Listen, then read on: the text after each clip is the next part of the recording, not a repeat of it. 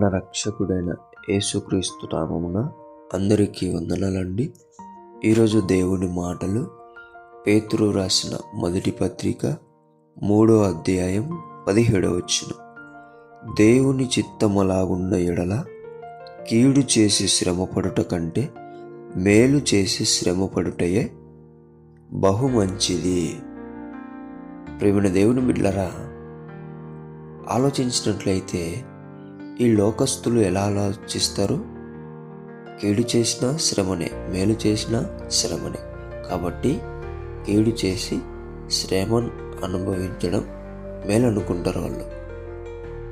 అయితే దేవుని బిడ్డలుగా, దేవుని చిత్తానుసారం కూలంగా నడుచుకునే బిడ్డలుగా మనం ఎలా ఆలోచించాలి?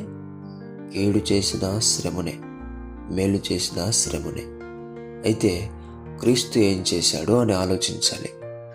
క్రీస్తు కీడు చేసి శ్రమను అనుభవించలేదు, మేలు చేసి శ్రమలో పాలి భాగస్థుడయ్యాడు.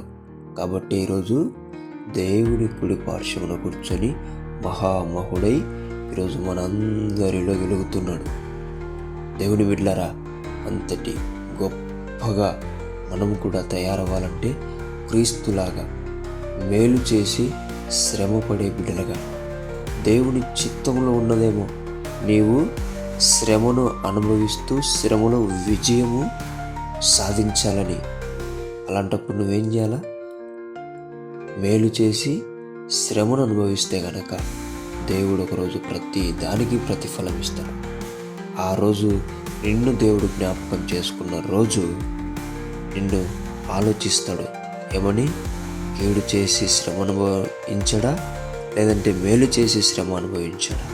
ఆ రోజు నీవు క్రీస్తులాగా మేలు చేసి శ్రమ పడి ఉంటే, అనుభవించి ఉంటే దేవుడు నిన్ను ఉన్నత స్థితిలో పెడతాడు.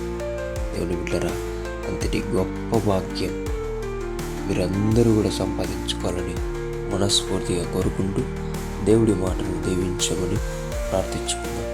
దేవానికి వందనాలు, యేసయ్యానికి వందనాలు. ఈ లోకస్తుల్లాగా కాకోకుండా నీ బిడ్డలుగా, నీ చిత్తానుసారకులముగా నడుచుకునే బిడ్డలుగా తండ్రి మేలు చేసి శ్రమలో మేమందరము కూడా ఉండుటకు సహాయం జరిగించండి అయ్యా. ఎలాగైనా శ్రమలలో ఉండాల్సిందే, కానీ మేలు చేసి క్రీస్తులాగా శ్రమను అనుభవించే బిడ్డలుగా మమ్మల్ని శక్తిలోకి, బలంలోకి, సామర్థ్యంలోకి నడిపించండి ప్రభువా. నువ్వు ప్రతి దానికి ప్రతిఫలం ఇచ్చే రోజు ఒక రోజు ఉంది ప్రభు. ఆ రోజు నీకు మేమందరము కూడా గొప్పగా కనిపించాలి. కాబట్టి మేలు చేసి శ్రమలో పాలిభాగస్తులయ్యే కృపను దయచేయమని, అలాగుననే అది మంచిదని చెప్పినందుకు నీ కృతజ్ఞతాస్తుతులు చెల్లించుకుంటూ యేసు నామములో ప్రార్థిస్తున్నాం తండ్రి. ఆమేన్.